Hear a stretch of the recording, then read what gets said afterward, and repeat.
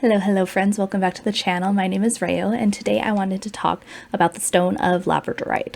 So we've covered a couple different stones on this channel already here before. Sunstone comes to mind, and my smoky quartz video is pretty popular on the channel so far. But today I wanted to talk about Labradorite, a very beautiful stone, and one that I have around the house in lots of different places actually. The stone I have kind of right in front of me here is one I actually usually keep in my car, and we'll cover why that is in a second. But Labradorite, I'm going to talk about some of the common uses in terms of metaphysics, not necessarily the geology as much, but we'll touch on it just a tad, and then what I tend to use it for myself, okay? So for Labradorite, it is a stone of transformation, is generally what it's called, or sometimes you'll hear it called the magician's stone. I like both of these meanings because it feels very relevant to how I use the stone personally as well. So we'll actually show you a couple different videos of my pieces that I have. I have some really gorgeous pieces that I really like. But Labradorite is a feldspar, if that means anything to any of my geology majors out there, but it's a very common stone that you'll find in many places all over the world. So it's pretty easy to find at like gem shows, crystal shops. It's a pretty common stone and a really gorgeous piece to have. It draws the eye because of that luminescence it has. The labradorescence, I believe is what they call it. Those like different like flash inclusions that you'll see here in some of these videos that I'm showing you. Gorgeous stone, one of my favorites. But yeah, it's a type of feldspar. In terms of care for the stone, it's one of the softer stones. It has a Mohs hardness of 6 or like 6.5, so it can get scratched. And I do see it in some of my pieces, or some of the pieces that I've been gifted that they're a little bit more beat up. They're not quite as shiny and pretty on the top anymore because they get scratched over time. So keep that in mind. It's not a stone that you want to cleanse or clear with water because it can actually dissolve over time. Quick wipe down with like wet cloth maybe is going to be okay, but I would not submerge it in water in order to cleanse it. I'd use other means like a selenite plate or smoke cleanse. It can go in the sun. Long term probably can get bleached over time, but my guess and from my research it's going to be over a very years period of time that it would bleach out maybe a little bit. So you can do some sun cleansing with it, and of course you want to see Labradorite in the sun because that's when you're going to see all those really pretty flashes of colors, different blues and greens and golds and sometimes even purples depending on the stone. Super fun, beautiful stone. So Labradorite is a stone that is very commonly used in terms of like psychic energy, magic, realm traveling, those kinds of things, right? So you'll see Labradorite used in order for protection in those different fields, and it's a stone of protection overall as well. In terms of protection, it's going to be a stone that is more protective over areas of life such as like the mind and psychic abilities. It's really good for like keeping your aura safe. It's really good for protecting yourself when you're using using psychic abilities. It's protective in those areas of life in my experience and in the research I've done over time. So I've looked at a couple different books, and those will be linked down below if you're interested in where I'm getting some of my information from, but we're paraphrasing a lot, and that's some of my own experience as well. So it's really good for protecting the aura field, protecting yourself from like negative entities that might attach to you, negative presences and energy that are maybe like attacking you in some capacity in a psychic sense. So that's a lot of protection there because of the way the stone connects, I think, with mysticism and magic and esoteric knowledge. It's a stone that can help you access things like your past lives, other realms, such as like I've used it, I think, for like the ancestral realm and visiting those kinds of different places in like space and time, if that is something you're interested in anyway. I know that's not everybody's foray or cup of tea. With this stone,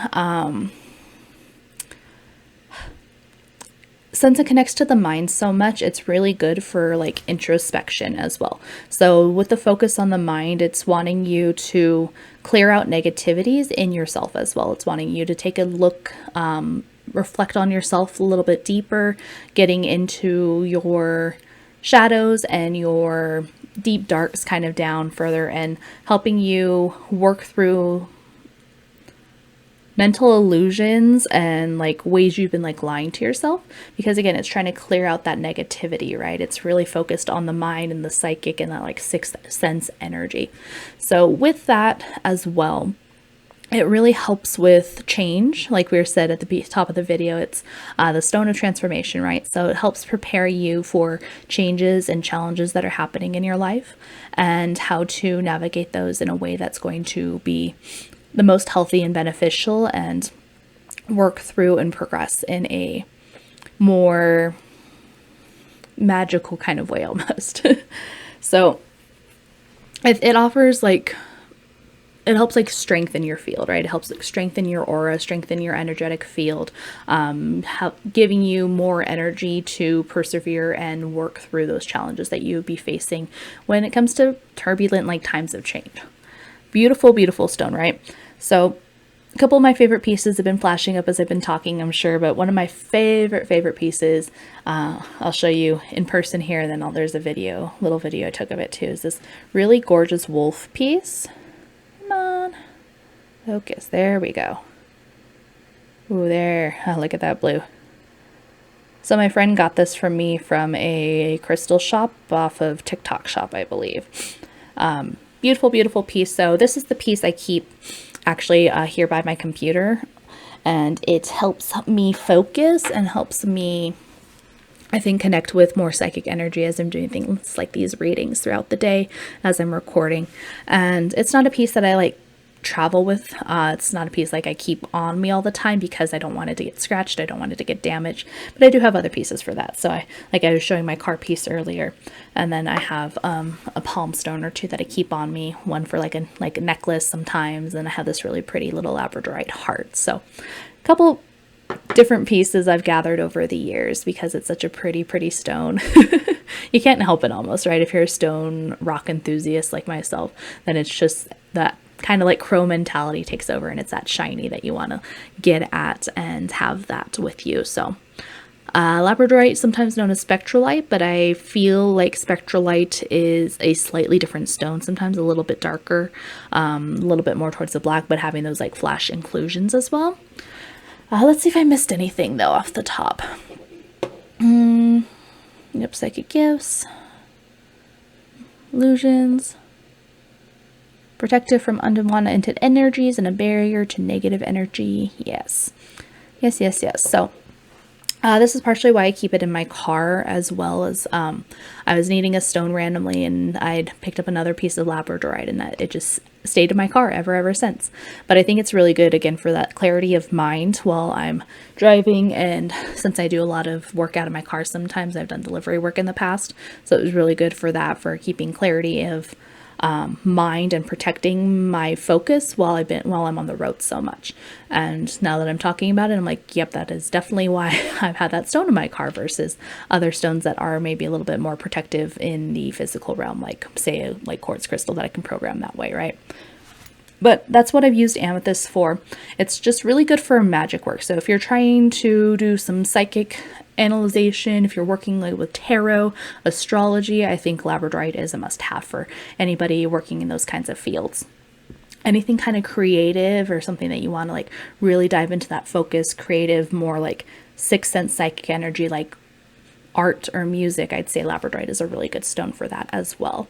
Definitely a really easy, good beginner piece, I'd say. I feel like I was drawn to it fairly early on in my career and my experience with all these metaphysical, esoteric knowledge and teachings. So I came across it pretty early on. And of course, if you're walking into any crystal shop at any point, you're going to see it immediately and it's going to catch your eye. That I think is just a given. So anything else for Labradorite? I think it's a stone that is good in terms of keeping on you in like a earring maybe, or in like a necklace form in a way that's not going to get like hit a lot potentially. I have like a little chip Labradorite bracelets, but those aren't like the best quality pieces Labradorite, so I'm not as worried about it getting damaged potentially, because again, it can get scratched. But that's a way to keep it on you, or having it like as a palm stone or a rock you keep in your pocket. But if you're having it next to a bunch of other rocks, it's going to potentially get scratched, or like if it's by your keys or in your bag or something. So just keep that in mind if you're carrying it around with you. But it is a stone that I like to carry around with me. So I just like to keep that in mind so it doesn't get damaged, especially if it's a piece you really like. But that's true of any stone in the long run, right? But well, friends, if there's any questions, go ahead and leave them for me down below in the comments section. I'd be more than happy to answer them. Or if you have another stone you're interested in for another video in this series, please let me know. So please comment, please like and subscribe. And that's all I have for you today, friends. I hope you enjoyed the video. I hope you learned something. I'm happy to teach and offer knowledge wherever I can. My goal is to help everybody grow and learn more about themselves by learning more about the world around them. So I hope you have a wonderful rest of your day wherever you are in space and time, and I'll see you in the next video. Bye.